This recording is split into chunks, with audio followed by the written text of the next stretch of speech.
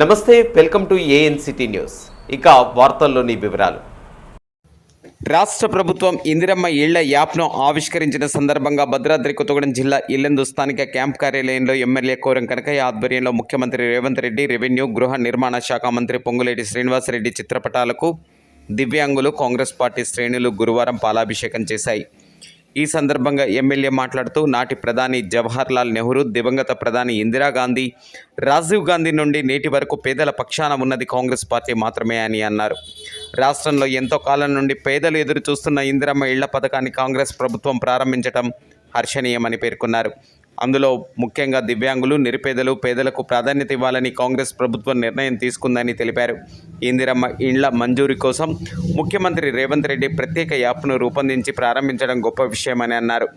తద్వారా అర్హులైన ప్రతి ఒక్కరూ దరఖాస్తు చేసుకోవచ్చునని తెలిపారు. కాంగ్రెస్ పార్టీ కార్యకర్తలు ముందుగా దివ్యాంగులు, నిరుపేదలు, పేదలను గుర్తించి వారికి ఇందిరమ్మ ఇళ్లలో ప్రాధాన్యత ఇచ్చేటట్టు చూడాలని పేర్కొన్నారు.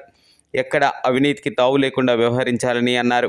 కార్యక్రమంలో municipal chairperson Damalapati Venkateswararao, municipal మాజీ చైర్మన్ అనసూర్య, నాయకులు మడుగు సామమూర్తి, బోళ్ల సూర్యం, పులి సైదులు, మండల్ రాము, సుదర్శన్ కోరి, తాటి భిక్షం, అఖిరాజు గణేష్, జీవి భద్రం, చిన్న, బోళ్ల దివ్యాంగులు పాల్గొన్నారు.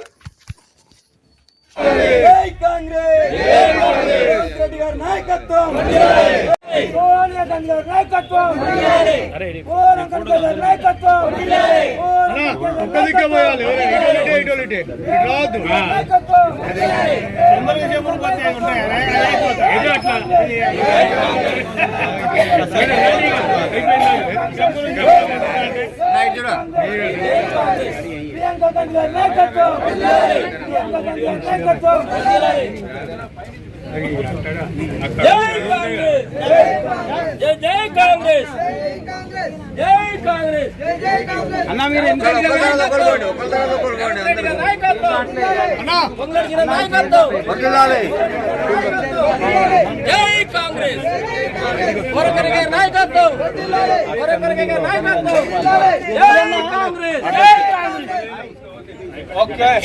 ఒక్కసారి జయనారమ్మా సెల్లవుతారు.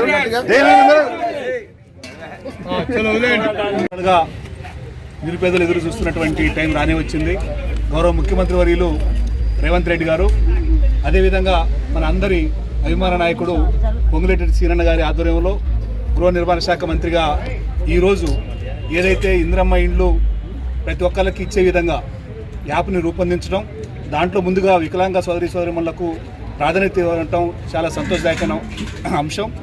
ఇదే దృష్టితోటి భవిష్యత్తులో కూడా ఏదైతే 6 అంశాలు ఉన్నాయో, 6 గ్యారంటీలు ఉన్నాయో అన్నిటినీ కూడా అమలుపరిచే విధంగా రాష్ట్ర ప్రభుత్వం తీసుకున్నటువంటి నిర్ణయాల సందర్భంగా అందరికీ కూడా ధన్యవాదాలు, శుభాకాంక్షలు తెలియజేస్తూ భవిష్యత్తులో నిరుపేదలైనటువంటి ప్రతి ఒక్కరికి కూడా మళ్ళీ తిరిగి కల్లారా ఇందిరమ్మ రాజ్యం చూసేటువంటి అవకాశం కల్పించినటువంటి ప్రజలందరూ కూడా ఈ సందర్భంగా ధన్యవాదాలు తెలియజేస్తూ ఈ విధంగా ప్రయత్నం చేస్తున్నటువంటి తెలంగాణ రాష్ట్ర ప్రభుత్వం, రేవంత్ రెడ్డి గారి ప్రభుత్వం ఇందిరమ్మ రాజ్యంలో పేదలు, నిరుపేదలు అందరినీ కూడా కాపాడే బాధ్యత తీసుకున్నటువంటి కాంగ్రెస్ పార్టీ ఈరోజు అందరూ కూడా ఇల్లు ఇచ్చే కార్యక్రమాన్ని పెద్ద ఎత్తున ఏర్పాటు చేసినటువంటి గౌరవ ముఖ్యమంత్రి గారికి, శ్రీనివాసరెడ్డి గారికి ముఖ్యంగా పేదల తరఫున, ఎల్లందు నియోజకవర్గాల ప్రజల తరఫున ప్రత్యేకంగా ధన్యవాదాలు, నమస్కారం తెలియజేసుకుంటూ చాలా సంతోషం.